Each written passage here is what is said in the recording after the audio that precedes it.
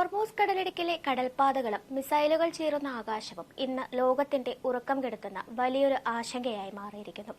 ഇരു രാജ്യങ്ങളും തമ്മിൽ നടന്നുകൊണ്ടിരിക്കുന്ന ആക്രമണങ്ങളും പ്രത്യാക്രമണങ്ങളും മേഖലയെ വലിയൊരു യുദ്ധത്തിലേക്ക് തള്ളിവിടുമോ എന്ന ഭയത്തിലാണ് ലോകം. ഇറാനും അമേരിക്കയും തമ്മിലുള്ള ബന്ധം കഴിഞ്ഞ കുറച്ച് ദിവസങ്ങളായി അതീവ സംഘർഷഭരിതമായിരിക്കുന്നു. കുവൈറ്റിലെ US എയർബേസിന് നേരെ ഇറാൻ നടത്തിയ ആക്രമണങ്ങളും ഹോർമൂസ് കടലിടുക്കിലെ കപ്പലുകൾക്ക് നേരെയുണ്ടായ നീക്കങ്ങളും ഇതിന് മറുപടിയായി ഇറാനിലെ ബന്ദർ അബ്ബാസിലേക്ക് അമേരിക്ക നടത്തിയ പ്രത്യാക്രമണങ്ങളും മേഖലയിൽ യുദ്ധത്തിന്റെ കരിനിഴൽ വീഴ്ത്തിയിരിക്കുന്നു.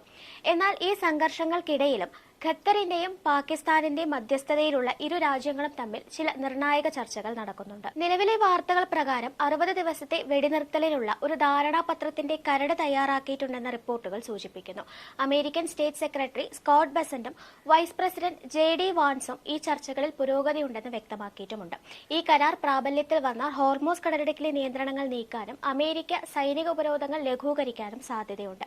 ഇതിനു പകരമായി ആണവ പദ്ധതികളിൽ നിന്ന് പിന്മാറാനും സമ്പുഷ്ടീകരിച്ച യുറേനിയം കൈമാറാനും ഇറാൻ സന്നദ്ധമായേക്കും. കൂടാതെ അമേരിക്ക മരവിപ്പിച്ച ഇറാനിയൻ ഫണ്ടുകൾ വിട്ടുനൽകാനും വഴിയൊരുങ്ങിയേക്കാം. എങ്കിലും ഈ സമാധാന ചർച്ചകൾ പൂർണ്ണമായ അർത്ഥത്തിൽ വിജയിച്ചിട്ടില്ലെന്നതാണ് വസ്തുത. ഈ വാർത്തകളെ ഇറാൻ ഔദ്യോഗികമായി നിഷേധിച്ചിട്ടുമുണ്ട്. ചർച്ചകൾ നടക്കുന്നുണ്ടെങ്കിലും അന്തിമമായ തീരുമാനമൊന്നും ആയിട്ടില്ലെന്നാണ് ഇവരുടെ നിലപാട്.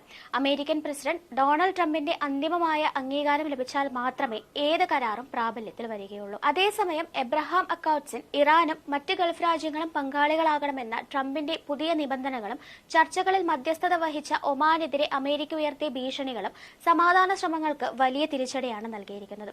ഇരു രാജ്യങ്ങളും തമ്മിലുള്ള ആശയവിനിമയം ഇപ്പോഴും തുടരുന്നുണ്ടെങ്കിലും കരാറിലെ വ്യക്തതക്കുറവും ട്രംപ് ഭരണകൂടത്തിന്റെ കർക്കശമായ നിലപാടുകളും വലിയ അനിശ്ചിതത്വമാണ് സൃഷ്ടിക്കുന്നത്.